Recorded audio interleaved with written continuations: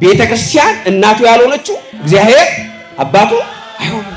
የክፉዎች ክፋት ሲከፋብን ይጠቅመናል ወገኖች።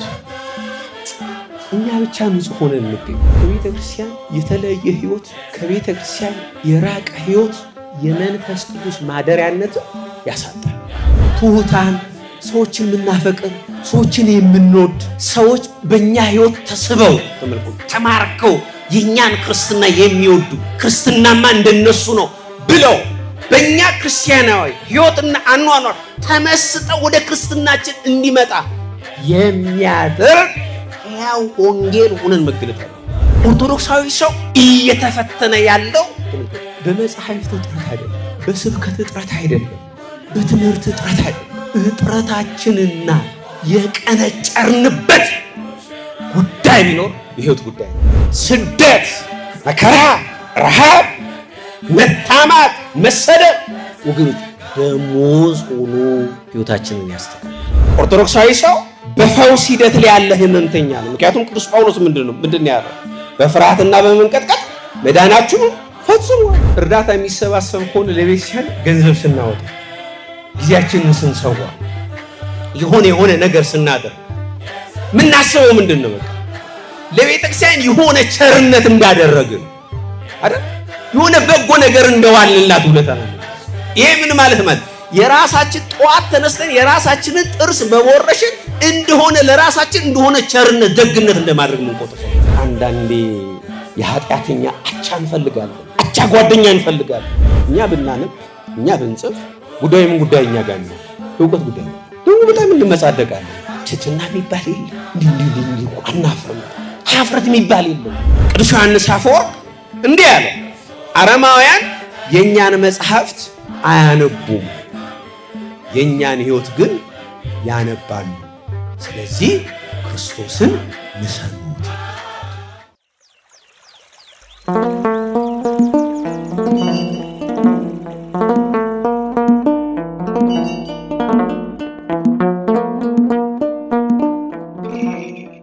በስመ አብ ወወልድ ወመንፈስ ቅዱስ አሐዱ አምላክ አሜን። አበው መነኮሳት፣ ጥሪውን አድምጣችሁ በዚህ ስፍራ የተሰባሰባችሁ ኦርቶዶክሳውያን እንደምን አመሻችሁ? እንደምን ከረማችሁ? እንደምን ሰነበታችሁ? የቸርነት ባለቤት እግዚአብሔር አምላክ ዛሬም ዘውትርም የተመሰገነ ይሁን። እግዚአብሔር እንደወደደና እንደፈቀደ ባለፉት 2 ሳምንታት አንድ ተከታታይ ትምህርት ጀምረን ነበረ። ምን ነበረ ርዕሱ? እስቲ በደንብ በሉ። ኦርቶዶክሳዊ ሰው በሚል ርዕስ ባለፉት 2 ሳምንታት በተከታታይ ተነጋግረን ነበረ። በመጀመሪያው ሳምንት ኦርቶዶክሳዊ ሰው ስንል ከ2 ፈርጅ አንጻር ተመልክተን ነበረ። አንደኛው ኦርቶዶክሳዊ ሰው ስንል ከሁለንተናዊ ትርጓሜ አንጻር በ4 መሰረታዊ ነጥቦች ከፍለን አይተን ነበረ። ሁለተኛው ደግሞ ከስልታዊ ትምህርተ መለኮት ወይም ደግሞ ከሲስተማቲክ ቴዎሎጂ አንጻር ኦርቶዶክሳዊ ሰው ምን ማለት እንደሆነ በ5 ነጥቦች ከፋፍለን አይተን ነበር የመጀመሪያው ክፍል። በሁለተኛው ሳምንታዊ የትምህርት ክፍለ ጊዜያችን ደግሞ የኦርቶዶክሳዊ ሰው 7 መገለጫ ባህሪያትን በዝርዝር አይተን ተመልክተን ነው ትምህርታችንን ያቆም ነው። እግዚአብሔር እንደወደደና እንደፈቀደ ዛሬ የምንመለከተው 3ኛው ክፍል ኦርቶዶክሳዊ ሰው በነገረ ቤተክርስቲያን በሚል ርዕስ ይሆናል ማለት ነው። እስቲ በሉ ሴቶቹ ብቻ በሉ። እናንተ ሴቶች አይደላችሁ? በሉ እስቲ ወንዶቹ። እናንተ እንኳን ጾታችሁን አስጠብቃችኋል። አንድ ላይ ኦርቶዶክሳዊ ሰው በነገረ ቤተክርስቲያን የሚለውን ሌላኛውን ክፍል እንመለከታለን። የምስጢር ባለቤት እግዚአብሔር አምላክ ምስጢሩን ለሁላችንም ይግለጥልን። በኦርቶዶክሳዊት ቤተክርስቲያን አስተምሮ ሰውን ከቤተክርስቲያን ሰዋዊ ማንነትን ከቤተክርስቲያን ለይቶ ማየት ምንም አይነት ነገረ መለኮታዊ መሰረት የሌለው ፍልስፍና ነው የሚሆነው። ከዚህ አንጻር ኦርቶዶክሳዊ ነገረ ሰብና ነገረ ቤተክርስቲያን ተነጣጥለው የሚታዩ አይደሉም። ወይም በሌላ አነጋገር ኦርቶዶክሳዊ ነገረ ሰብና ነገረ ቤተክርስቲያን የሁለት ሳንቲም ገጽታዎች ናቸው ብለን መደምደም እንችላለን ማለት ነው። በክፍል 1 ትምህርታችንም እንደተመለከትነው ሰው በስነ ሕይወት በባዮሎጂ ብቻ የሚገለጽ ፍጥረት አይደለም። ወይም ሰውን ከስነ ሕይወት ጽንሰ ሐሳቦችና ትምህርቶች ብቻ የምንበይነው ፍጥረት አይደለም። ሰው በዛ ብቻ የሚገለጽ ሳይሆን በቤተ ክርስቲያን ማህቀፍ ውስጥ በተለይ ሕይወቱን በቤተ ክርስቲያን ውስጥ ያደረገ ሰው ነገረ መለኮታዊ አካል ያለው ቴዎሎጂካል ፐርሰን ውድ የሆነ ፍጥረት ነው ብለናል። በሌላ አነጋገር ምን ማለታችን ነው? ኦርቶዶክሳዊ ሰው ስርዓተ አምልኮዊ ሊተርጂካል ፍጡር ነው ብለን ነው የምናምነው። ተመልከቱ። ይሄ ስናምን ምን ማለታችን ነው? ይሄ ስርዓተ አምልኮ ደግሞ የሚፈጸምበት የሚከናወንበት አንድ ህብረት አለ፣ አንድ አንድነት አለ፣ አንድ ማህበር አለ። ያ ህብረት ያ አንድነት ምድራዊው ከሰማያዊው ሰማያዊ ከምድራዊ የሚገናኝበት አንድ የሚሆንበት የተለየ አንድነት ነው። የተለየ አንድነት ብቻ አይደለም። ያ ህብረት ያ አንድነት የተለየ ብቻ ሳይሆን የከበረ ብቻ ሳይሆን የኛን ዕጣ ፋንታና የኛን አጠቃላይ ዕውቀታዊም ሆነ ሰውነታዊ ማንነታችን የሚበይን የሚዳኝ ጉባኤ ነው፣ ህብረት ነው፣ አንድ ነው።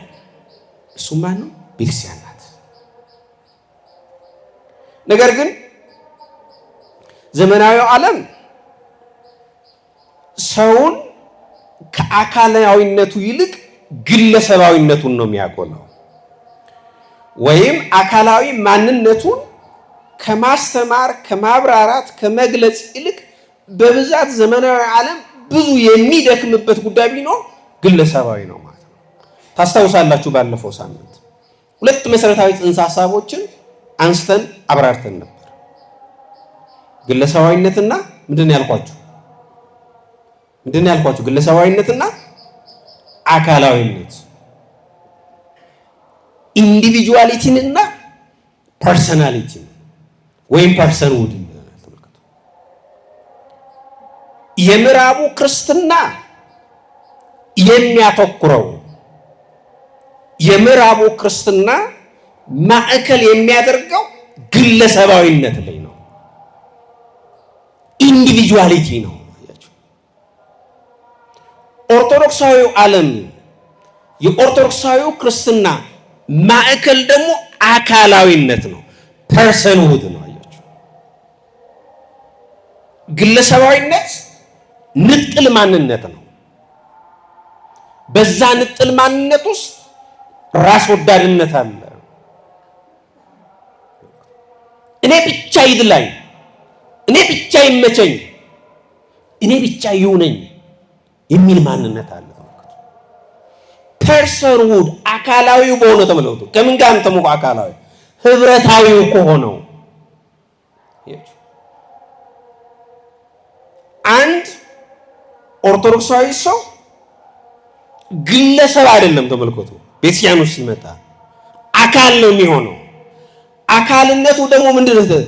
በቤተ ክርስቲያን ውስጥ ተመልከቱ፣ በቤተ ክርስቲያን ውስጥ በሚሆነው በሚከናወነው በሚፈጸመው በዛ ቅዱስ ህብረት ውስጥ የዛ ቅዱስ ህብረት የሥርዓተ አምልኮ የትውፊቱ የመሰረተ እምነቱ አካል የሆነና ምን ከሌሎች ምዕመናን ከመለከቱ በ40 በ80 ቀን ከከበሩት በክርስትና ከተዋሃደ ከቤተሰብ ከክርስትና ዘመሮቹ ጋር የሚዋሃድበት የሚስተሳሰርበት ጉባኤ ቤተ ክርስቲያን ነው። ስለዚህ ዛሬ የምንመለከተው ስለዚህ ነው ማለት ነው። ከዚህ አንፃር ሁላችሁም እንደምታውቁት ቤተክርስቲያን የሚለው ቃል ኤክሌሲያ ከሚለው የግሪክ ቃል የመጣ ሲሆን ትርጉሙም የተጠሩ ሰዎች ማህበር፣ የተጠሩ ሰዎች ጉባኤ፣ የተጠሩ ሰዎች አንድነት ማለት ነው። በዛ በወንጌል ላይ ምንድን ነው የሚለው መጽሐፉ? ተመልከቱ። ምንድን ነው የሚለው በወንጌል ላይ? የተጠሩ ንገሩ፣ የተጠሩ ብዙዎች፣ የተመረጡ ጥቂቶች። ተመልከቱ፣ የተጠሩ ብዙዎች ማለት ከብዙዎች መካከል ጥቂቶቹን ይጠራል ማለት አይደለም።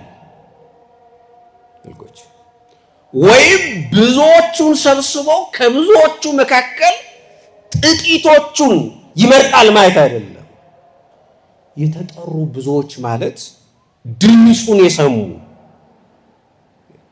እውነተኛውን የእግዚአብሔርን ቃል የሰሙ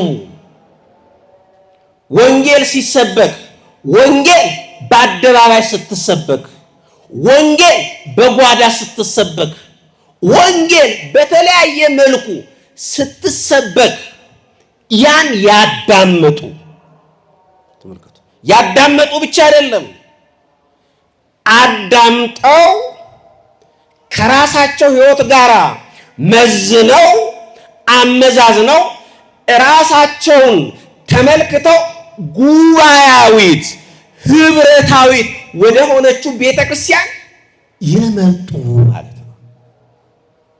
የትኞቹ ናቸው እነዚህ? ምን የተባሉት ናቸው? ንገሩኝ። ምን የተጠሩ? ተመልከቱ። የተመረጡት ደግሞ ሌላ ነው። ተመልከቱ። እሱ ደግሞ የተመረጡት ጥሪውን አድምጠው ጥሪውን አክብረው ተመልከቱ፣ ለጥሪው ምላሽ ሰጥተው ለጥሪው የሚስማማ ሕይወትና መንፈሳዊ ቁመና ይዘው ለሚስጥራት ተካፋይ ሆነው ቅድስና ላይ የደረሱት ናቸው። ተመልከቱ። ምን የተባሉት? የተመረጡት አለ። ለዚህ ነው እኮ መጽሐፍ ምንድን ነው የሚለው? ከመረጡት ጋራ ቃል ኪዳኔን አደረኩ። ተመልከቱ። ከመረጡት ጋራ ማለት ነው። ጥሪውን አድምጠው ጥሪውን አክብረው የሚስጥራተ ቤተ ክርስቲያን ተካፋዮች ሆነው ገድል ተጋድለው ገድሉን በድል ተወጥተው የቅድስና ማዕረግ ላይ ከድል ነሾች ጉባኤ አንድነት ጋር የተቀላቀሉትን ቅዱሳን ማለት ከመረጡት ጋር ቃል ኪዳን የተባሉት እነዚህ ናቸው። በዛ ህብረት ውስጥ ያሉትን ናቸው። ስለዚህ ወገኖቼ እቺ ቤተክርስቲያን እኛ ቤተክርስቲያን የተጠሩ ሰዎች ስብስብ ማህበርና ስንል ይሄ ማለታችን ይሄ እንግዲህ በኦርቶዶክሳዊ ነገረ መለኮት አስተምሮ ቤተክርስቲያን ተራ ቁሳዊ ህንፃ ወይም ሰባዊ ድርጅት ወይም የሆነ መዋቅር አይደለም። ተመልከቱ እኛ ቤተክርስቲያን የምንለው ተመልከቱ። አሁን ብዙም ጊዜ ሰዎች በቤተክርስቲያንና በቤተ ክህነት መካከል ይደባለቅብን አይደል? ሰዎች የቤተ ክህነት ሰዎችን ክፋት ያዩና ጉርጅብ እያቸው የሚያወሩት የት ላይ ነው? ተመልከቱ ቤተክርስቲያን ላይ ነው። ልክ ነው። ቤተ ክህነት በቤተ ክርስቲያን ውስጥ ያለ ምንድን ነው? መዋቅር ነው፣ ድርጅታዊ አሰራር ነው። ተመልከቱ ወይም ቤተ ክርስቲያን ሐዋርያዊ ተልእኮዋን ብቻ በዚህ ምድር ላይ ክርስቶስ የሰጣትን ተልእኮችን የምትፈጽምባቸው ምኖች ናቸው? እነዛ ድርጅታዊ መዋቅሮች ናቸው። ነገር ግን ቤተ ክርስቲያን በባህሪዋ፣ ቤተ ክርስቲያን በጠባይዋ፣ ቤተ ክርስቲያን በእውነተኛ መገለጫ ማንነቷ የሆነ ስትራክቸር የሆነ መዋቅር ወይም የሆነ ሰብአዊ ገጽታ ሳይሆን ቤተ ክርስቲያን ምንድን ነች? ተመልከቱ የክርስቶስ ምስጢራዊ አካል ናት። ምንድን ነች ቤተ ክርስቲያን? ንገሩኝ። ምንድን ነች? የክርስቶስ አካል ነች። ተመልከቱ ቤተ ክርስቲያን የክርስቶስ አካል ናት። እርሱ ራሱ ደግሞ ምንድን ነው? ተመልከቱ ራሷ ነው። ምንዋ ነው? ራሷ ነው። ራሷ ብቻ አይደለም፣ አዳኟ ነው። አዳኟ ብቻ አይደለም። በመልዕልተ መስቀል ተሰቅሎ ስጋውን ቆርሶ ደሙን አፍስሶ የመሰረታት ብቻ ሳይሆን ተመልከቱ ቤተክርስቲያን ስጋውን ቆርሶ ደሙን አፍስሶ በመልዕልተ መስቀል ተሰቅሎ የመሰረታት ብቻ ሳትሆን ጥልቅ ፍቅሩን ገልጦ በጥልቅ ፍቅሩ ውስጥ ደግሞ አካል ተመልከቱ የቤተ ክርስቲያን አካል እሱ ራሷ ነው። እሷ አካሉ ናት። የእሷ አካል ብልት የሆነውን እኛን ደግሞ ያዳነበት የፈወሰበት የሚያድንበት የሚፈውስበት በረከቱን ረድኤቱን ጸጋውን ሀብቱን የሚያድልበት ምስጢራዊ አካሉ ናት ቤተክርስቲያን። ለዚህ ነው ቅዱስ ጳውሎስ በቆላሲስ መልእክቱ ምዕራፍ 1 ቁጥር 18 ላይ እንዲህ ያለው እርሱ የአካሉ ማለት የቤተ ክርስቲያን ራስ ነው አለ። ምን አለ ቅዱስ ጳውሎስ? ተመልከቱ ምን አለ? እርሱ አለ። እርሱ ማንን ነው ያለው? እርሱ ያለው ንገሩ። ክርስቶስን ስግው ቃል ወልደ አብ ወልደ ማርያም ኢየሱስ ክርስቶስን ስጋውን ቆርሶ ደሙን አፍስሶ ተመልከቱ ክርስቶስ ለቤተ ክርስቲያን ራስ የሆነው ተመልከቱ ክርስቶስ የቤተ ክርስቲያን ራስ የሆነው እንዲሁ አይደለም። ተመልከቱ ክርስቶስ የቤተ ክርስቲያን ራስ የሆነው ስጋውን ቆርሶ ደሙን አፍስሶ በመስዋዕትነት ነው። ራሱን መስዋዕት፣ ራሱን መሰዊያ፣ ራሱን መስዋዕት ተቀባይ አድርጎ አቅርቦ ነው። ተመልከቱ ቤተ ክርስቲያንን አካል አድርጎ ቤተ ክርስቲያንን አካላዊት ያሰኛት። አያችሁ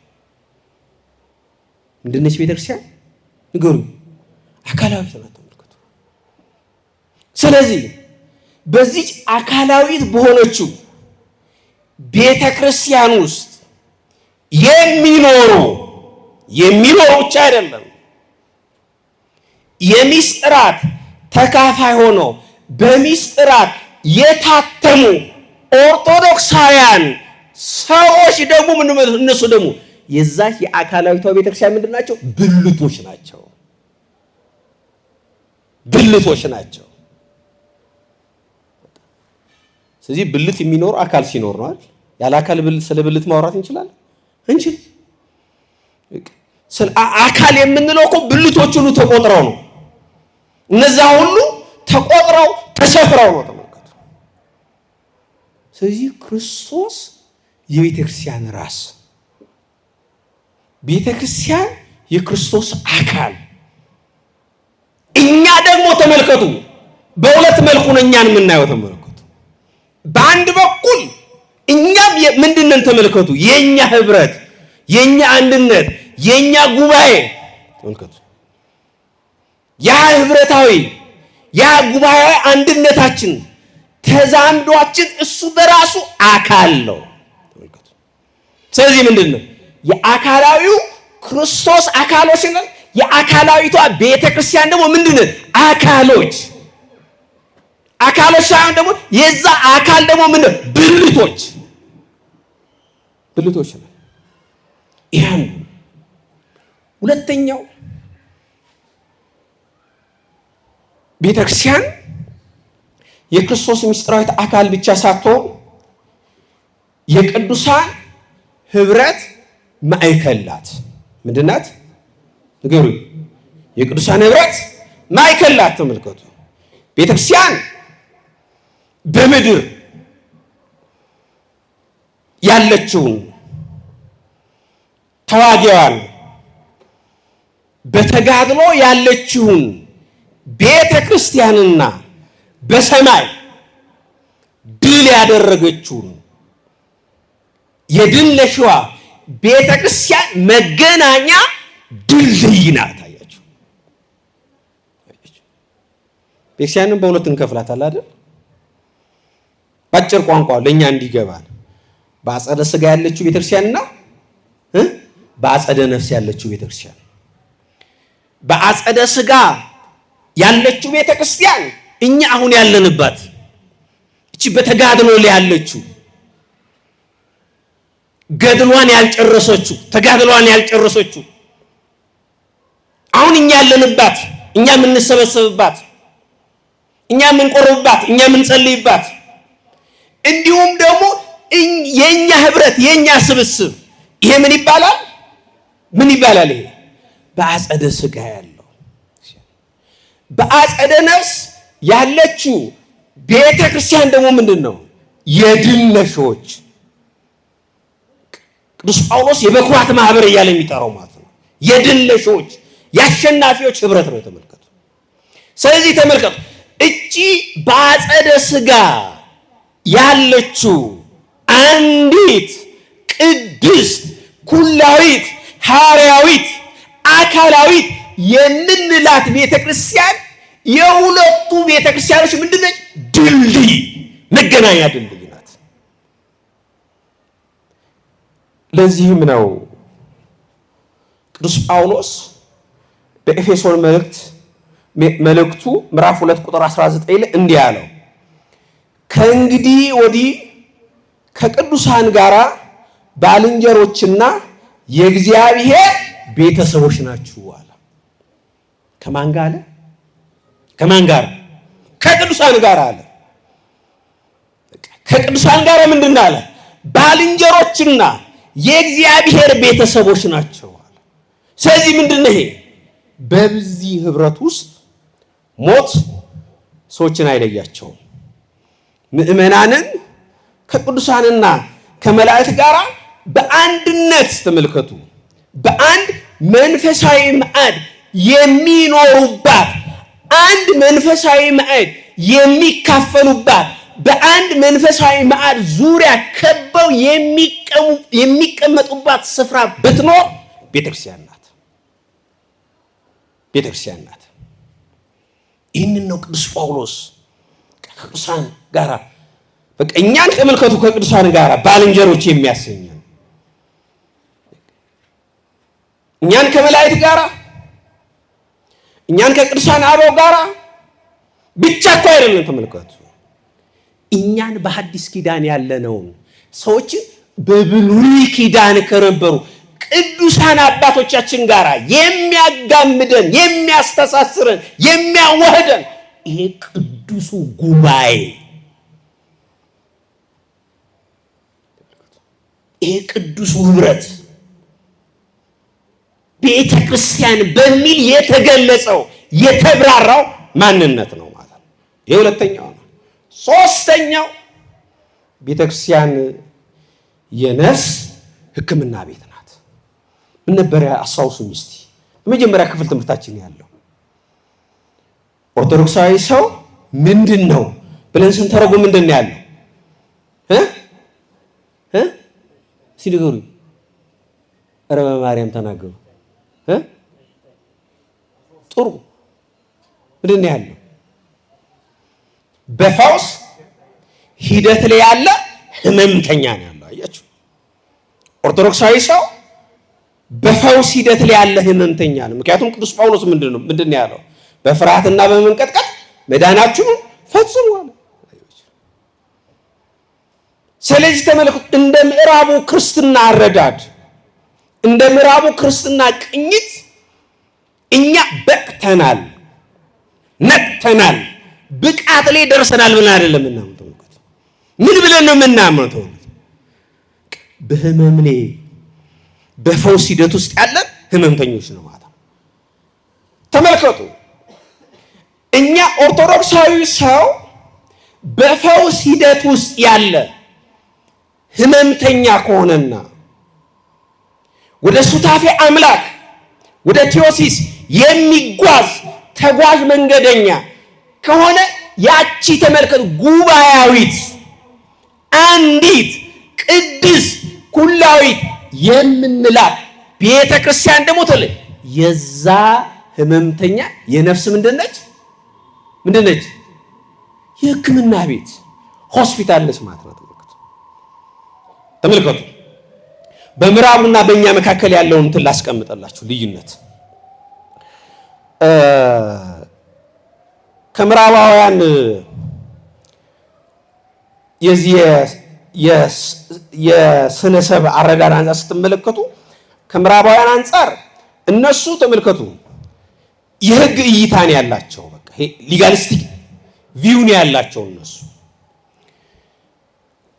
በኦርቶዶክሱ ግን ምንድነው ከዚህ ይለያል። ተመልከቱ፣ ምክንያቱም ቤተክርስቲያን ምንድነው ያላት? ሐኪም ቤት ናት ብለናታል፣ ሆስፒታል ናት ብለናታል።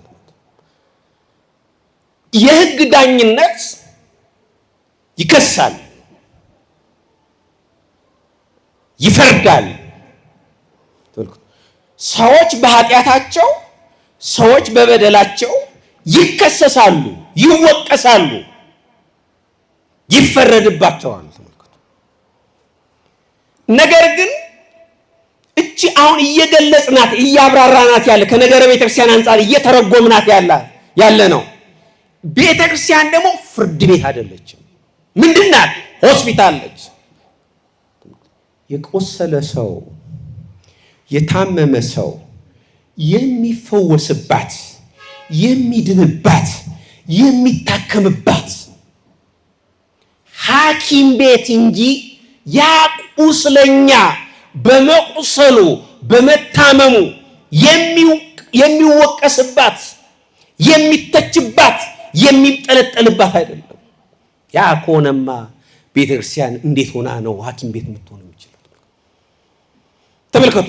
ባለፈው ጊዜ ደጋግሜ ብየዋለሁ።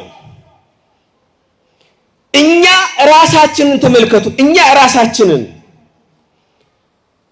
ከአካላዊቷ ቤተክርስቲያንና ተመልከቱ የቤተክርስቲያን ራስ ከሆነው ከክርስቶስ አካልነት ራሳችንን ቆርጠን በኃጢአት፣ በበደል፣ በክፋት፣ በጥላቻ ቆርጠን ስለጣል ምን ይሆናል? ፈራጆች፣ ከሳሾች፣ ወቃሾች ነው።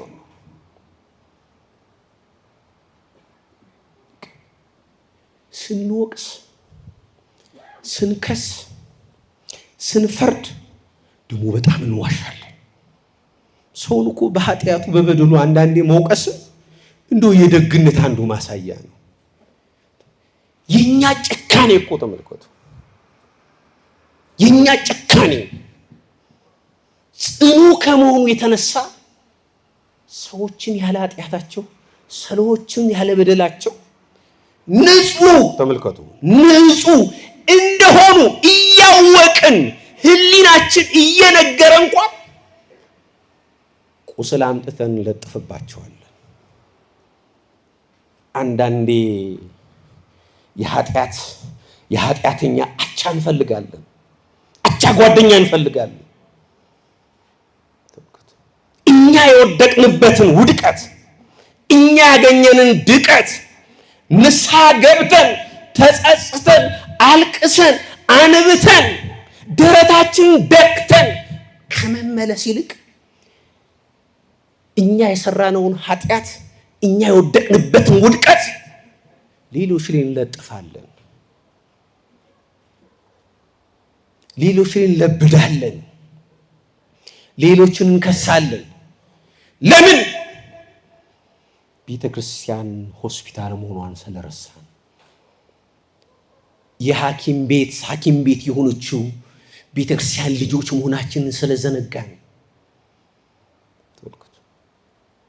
ወገኖቼ በሐሰት ለምን ወነጅለው በሐሰት ለምን ከሰው ወንድማችን በሐሰት ለምን ወነጅላት በሐሰት ለምን ከሳት እህታችን የበረከት የጸጋ ምክንያት እንሆን ካልሆነ በስተቀር በዛ ህይወት ውስጥ በዛ ሰው ህይወት ውስጥ በዛች እህት ህይወት ውስጥ ግን ምናመጣው ለውጥ የለም። በራሳችን ላይ ፍርድ እንዴ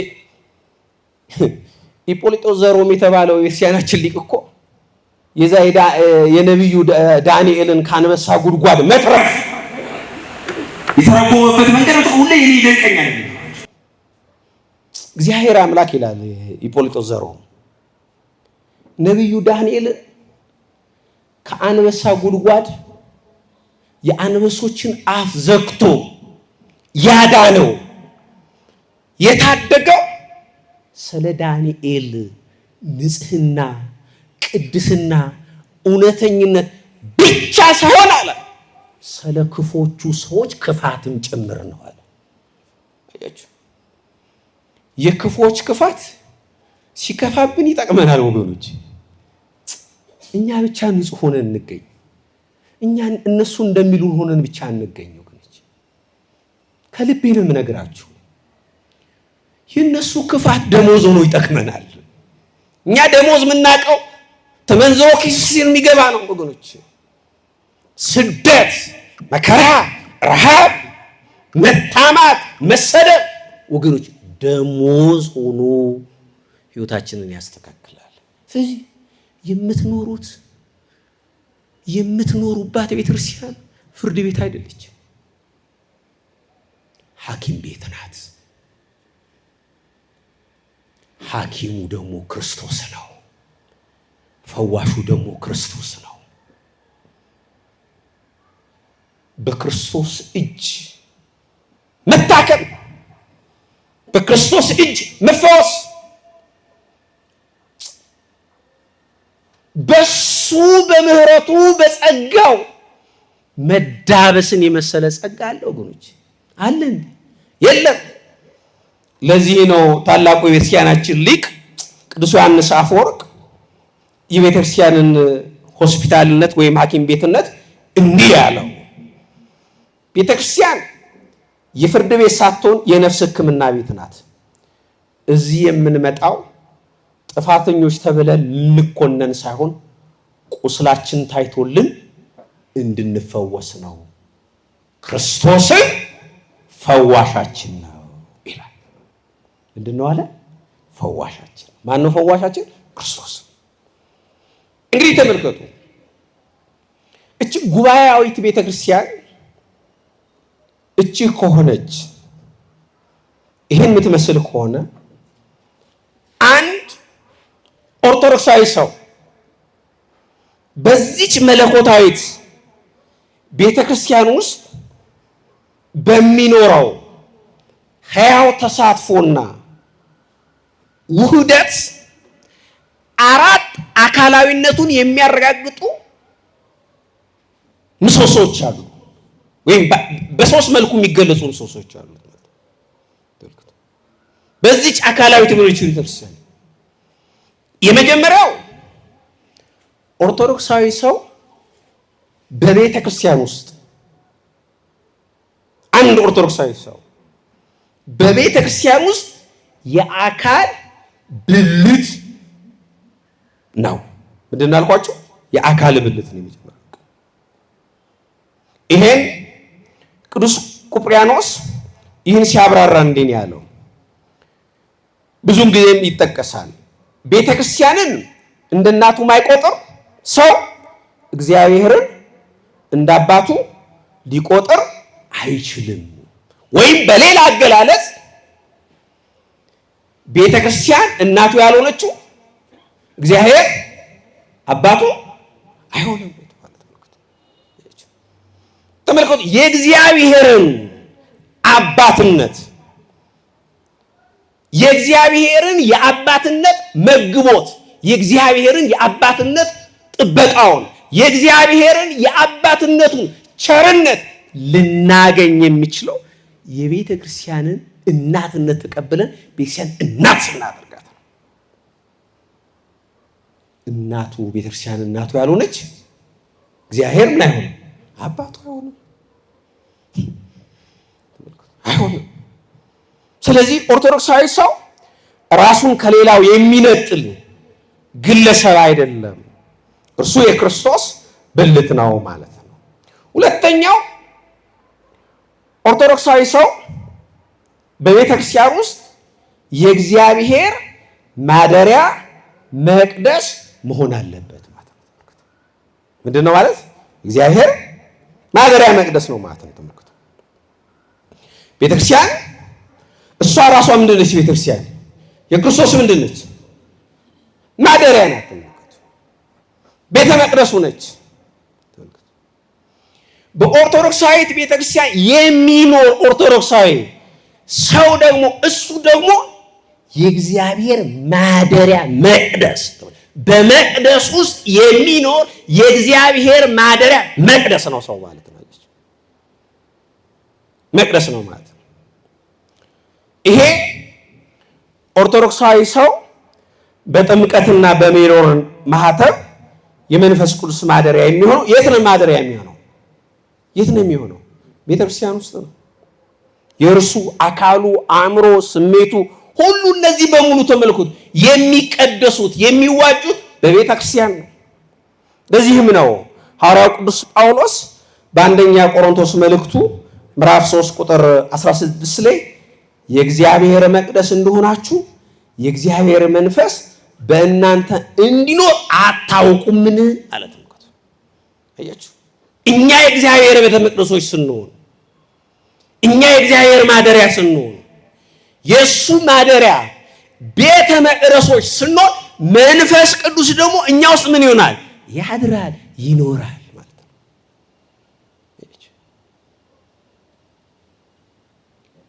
ከቤተ ክርስቲያን የተለየ ህይወት፣ ከቤተ ክርስቲያን የራቀ ህይወት፣ ከቤተ ክርስቲያን በአፋ የሆነ ህይወት የመንፈስ ቅዱስ ማደሪያነትን ያሳጣል።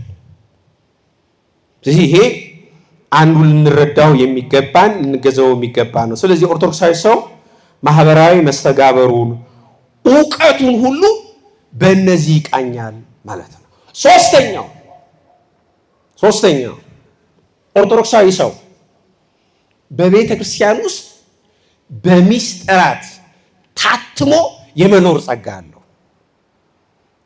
ኦርቶዶክሳዊ ሰው ህይወቱን የሚያስጌጠው የነፍስ አይኑን እቺ ኑስ የምትባለውን አይነ ልቦናን የሚያበራው በሚስጥራተ ቤተ ክርስቲያን ነው። አያችሁ፣ ባለፈው ነግሬያቸዋለሁ። በኦርቶዶክሳዊት ቤተክርስቲያን አስተምሮ ዕውቀት ምን አይደለም ብያቸዋለሁ። ዕውቀት የንባብ የትምህርት ውጤት ብቻ አይደለም። ተመልከቱ፣ በኦርቶዶክሳዊት ቤተክርስቲያን ዕውቀት የነፍስ ንጽህና የአይነ ልቦና ንጽህና ያቺ ኑስ የምትባለው የእሷን ንጽህና ውጤት ነው። ለምሳሌ አሁን ብዙውን ጊዜ እኛ የአንድምታ ትርጓሜ አለን አይደል? አንድምታ ትርጓሜ የሆኑ ሊቃውንት የነሱ ምክንያታዊ ወይም ራሽናል እውቀት ውጤት ነው እንዴ? ነው ንገሩኝ። አይደለም። ይኸውላችሁ አባቶቻችን ቀደምት አበው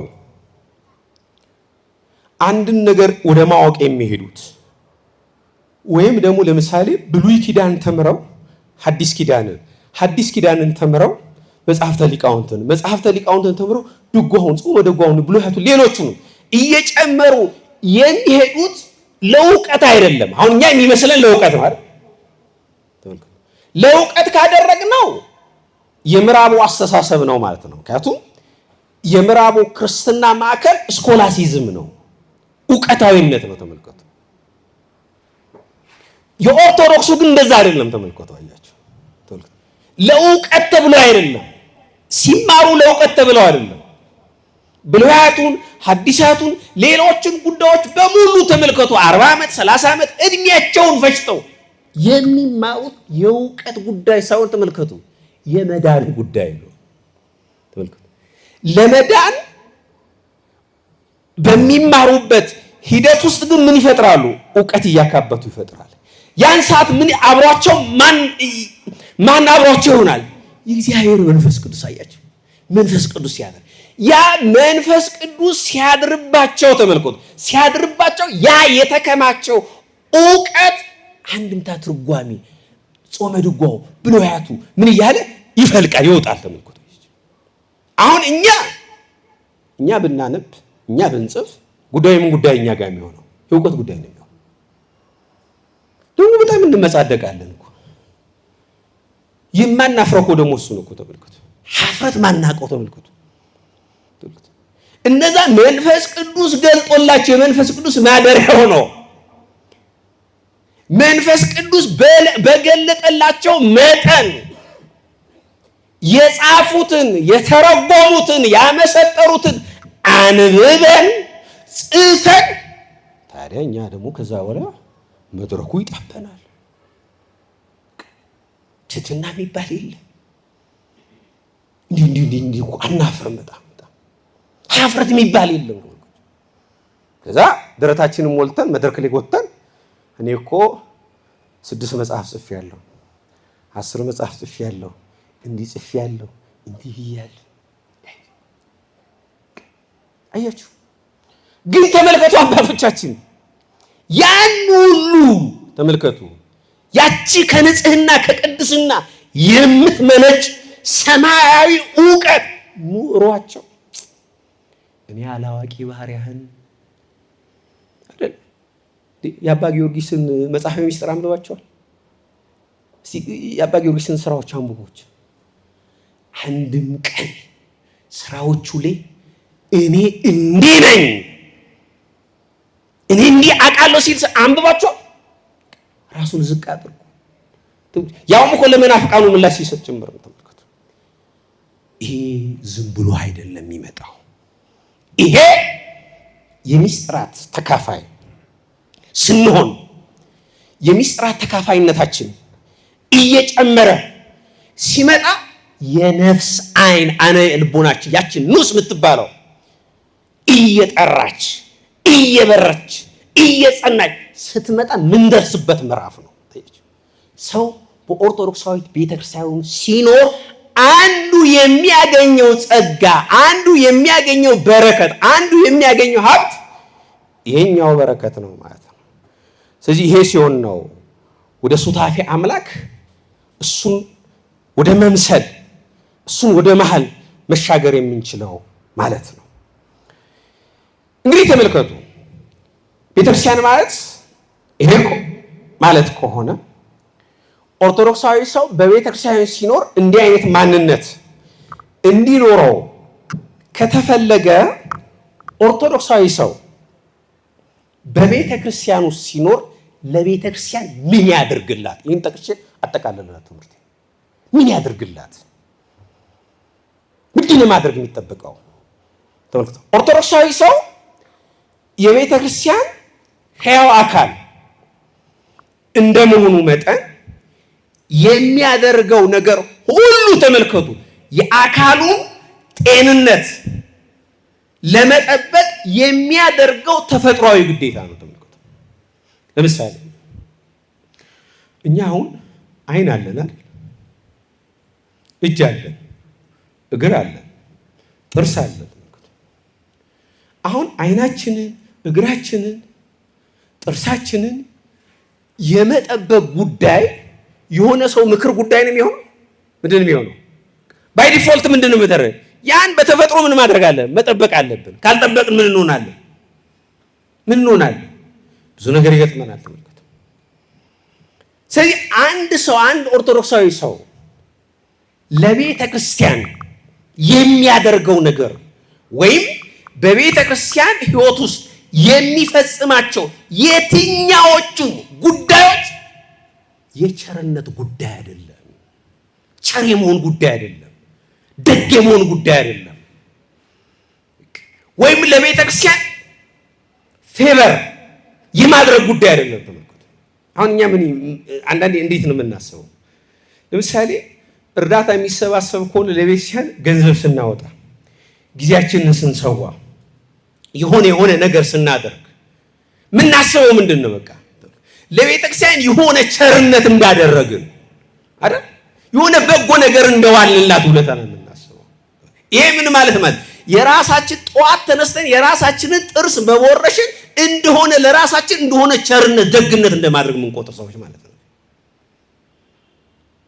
ይሄ ከሆነ ኦርቶዶክሳዊ ሰው መሆናችን ላይ ራሳችንን መጠራጠር ነው ያለብን። ከዚህ አንፃር ኦርቶዶክሳዊ ሰው ለቤተ ክርስቲያን መጀመሪያ የሚያደርገው ወይም የሚሆነው ራሱ ሕያው ብልት ሆኖ መገኘት አለበት። የመጀመሪያው ተመልከቱ፣ ሌላ ምንም አይደለም የምንጠበቀው። ራሳችንን ማድረግ አለ፣ ሕያው ብልት ሆኖ መገኘት አለበት። ተመልከቱ፣ ሕያው ብልት ለቤተ ክርስቲያን ራሳችንን ሕያው ብልት አድርገን ስንቆጥርና ሕያው ብልት ሆነን ስንገኝ ዘውትር በንስሐ ሕይወት መመላለስ፣ በቅዱስ ቁርባን መታተም፣ በሰንበት በቅዳሴና በጉባኤ ያለ መቋረጥ መሳተፍ፣ ይሄን ሁሉ እናደርጋለን ማለት ነው። ይሄን ሁሉ ስናደርግ በቤተ ክርስቲያን ውስጥ ንስሐ ስንገባ፣ ስናስቀድስ፣ ስጋው ደግሞ ስንቀበል፣ በጉባኤያቱ በዝማሬ ሁሉ ስንሳተፍ የዛ የቅዱሱ ህብረት ያ የጸናው ህብረት የዛ የጸናው አንድነት ብልቶች መሆናችን እናረጋግጣለን ማለት ነው። ይጠበቀው ይሄ ነው የመጀመሪያው ተመልከቱ።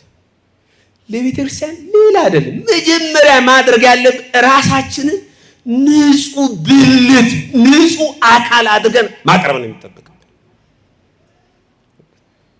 ያን ሁለተኛው እምነትንና ትውፊትን ጠብቆ ማቆየት ነው። ተመልከቱ። ስለዚህ ራሳችንን መጀመሪያ ሰጠን። ራሳችንን ከሰጠን ደግሞ ተመልከቱ የምናምነውን ኦርቶዶክሳዊ መሰረተ እምነት፣ ስርዓት አምልኮ፣ ትውፊት ደግሞ ጠብቀን የማቆየት ኃላፊነት ግዴታ አለብናል። ለምን?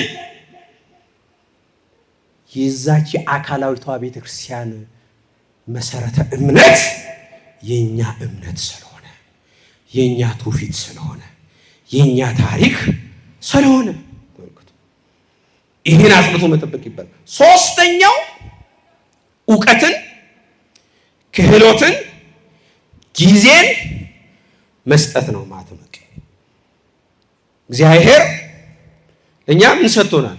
ዕውቀትን ሰጥቶናል፣ ጊዜውን ሰጥቶናል፣ ገንዘብን ሰጥተናል። ተመልከቱ። ስለዚህ ይሄን ሲሰጠን በነፃ ነው የሰጠን። በነፃ የተቀበላችሁትን በነፃ ስጡ ነው የተባለው። ተመልከቱ። ስለዚህ ከእግዚአብሔር የሰጠንን ዕውቀት፣ ክህሎት፣ ጊዜ ደግሞ ለቤተ ክርስቲያን መስጠት የዛች የአካላዊቷ ቤተ ክርስቲያን ብልቶች ያደርገናል ማለት ነው። ብልቶች ያደርገናል። ይሄ ሶስተኛው። አራተኛው ቁሳዊና ፋይናንሳዊ ድጋፍ ማድረግ ነው ማለት ነው። ይሄ ካለው ገቢ ላይ አስራቱን በኩራቱን ማውጣት፣ ለገዳማትና ለአብነት ትምህርት ቤቶች ልማት የሚውሉ የተለያዩ ድጋፎችን ማድረግ ይጠበቅብናል ማለት ነው። ይሄ አራተኛው። አምስተኛው ራሳችንን ሕያው ወንጌል ሆኖ መመላለስ ነው። ራሳችንን ሕያው ወንጌል አድርገን ማመላለስ የሚጠበቅብን ማድረግ። ይሄ ምን ማለት ነው? ተመልከቱ። በስራ ቦታችን በማህበራዊ ህይወታችን ታማኝ መሆን ይጠበቅብናል። ታማኝ ብቻ አይደለም፣ ትሁታን፣ ሰዎችን የምናፈቅር፣ ሰዎችን የምንወድ፣ ሰዎች በእኛ ህይወት ተስበው ተመልከቱ ተማርከው የእኛን ክርስትና የሚወዱ ክርስትናማ እንደነሱ ነው ብለው በእኛ ክርስቲያናዊ ህይወትና አኗኗር ተመስጠው ወደ ክርስትናችን እንዲመጣ የሚያደርግ ሕያው ወንጌል ሆነን መገለጥ አለብን ወገኖች። ይገባኛል። ይህ ዘመን ብዙ ብክኖች የበዙበት ዓለም ነው። ህይወታችንን የሚያጎሳቁሉ ህይወታችንን ብኩንና ብክን እንዲሆን የሚያደርጉ ማት ነገሮች ያሉበት ነው ወገኖች። ነገር ግን የምንኖረው በኦርቶዶክሳዊት ቤተክርስቲያን ነንና እኛም ደግሞ ኦርቶዶክሳዊ ሰዎች ነንና የኛ ህይወት፣ የኛ አኗኗር፣ የኛ ንግግር፣ የኛ ፍልስፍና፣ የኛ አተያይ፣ የኛ ትምህርት፣ የኛ አጠቃላይ ሁኔታ ሕያው ወንጌል ሆኖ በዚህ ዓለም ላይ መገለጥ አለበት። ለዚህም ነው ቅዱስ ዮሐንስ አፈወርቅ እንዲህ ያለው። አረማውያን አለ። አረማውያን ሲል ያልተጠመቁትን ነው። አረማውያን የኛን መጽሐፍት አያነቡም፣ የኛን ህይወት ግን ያነባሉ። ስለዚህ ክርስቶስን ምሰሉት ይላል። ተመልከቱ። አረማውያን ምን ያደርጋሉ አለ? የኛን መጽሐፍት ያነባሉ። ተመልከቱ። የኛን መጽሐፍት አያነቡም፣ ግን ምን አለ? የኛን ምን ያነባሉ አለ? ህይወት ያነባሉ አለ። ብፁዕ አባታችን አቡነ ቄርሎስ 1980ዎች ውስጥ ካህናት ስልጠና ወስደው ሲመረቁ አንድ ነገር ተናግረው ነበር። እኔ አስታውሳለሁ። ያኔ ዩኒቨርሲቲ ተማሪ ነበርኩ እና ስማጽር ጋዜጣ ላይ ወጥቶ ነው ያነበብኩት። መናፍቃን አሉ። መናፍቃን የኛን ህዝባችንን የወሰዱት መጽሐፍ ቅዱስ ጠቅሰው አይደለም፣ መጽሐፍ ቅዱስ ተርጉሞ አይደለም፣ መጽሐፍቱን አብራርተው አይደለም። መናፍቃኑ የኛን ህዝብ የነጠቁን የናንተ የካህናቱን የከፋ ጠባይና ማንነት እየተናገሩ ነው። ስለዚህ የናንተ ህይወት ከተስተካከለ የምዕመናን ህይወት ይስተካከላል ያሉት ነገር አለ። እውነት ነው እኮ። ሺህ ቃል ከሚደረደር እኮ አንድ ተምሳሌታዊ ህይወት በቂ ነው ወገኖች። የዚህ ዘመን ትልቁ ፈተና የተምሳሌታዊ ህይወት መጥፋት ነው ወገኖች። የዚህ ዘመን ትልቁ ፈተናችን ወገኖች።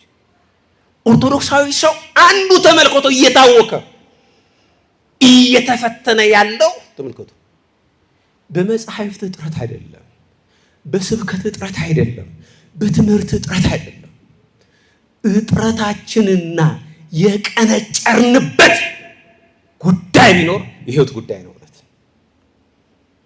እንሰብከዋለን፣ እንተረጉመዋለን፣ እናብራራዋለን። ግን እንደሰበክ ነው፣ እንደተረጎም ነው፣ እንዳብራራ ነው አይነት የሚመጥን ህይወት ስለሌለ መከራ ወስደዋል። ስለዚህ ኦርቶዶክሳዊ ሰው በኦርቶዶክሳዊት ቤተክርስቲያን ሲኖር ህይወቱ የንጉሱ ክርስቶስን ህይወት መስሎ አህሎ መኖር ይጠበቅበታል። ይህን ነው ለሰዎች ልንሰጥ እንችላለን። እግዚአብሔር ይርዳል። እግዚአብሔር ቸርነት የእናታችን ቅድስት ድንግል ማርያም አማላጅነት ከሁላችን ጋር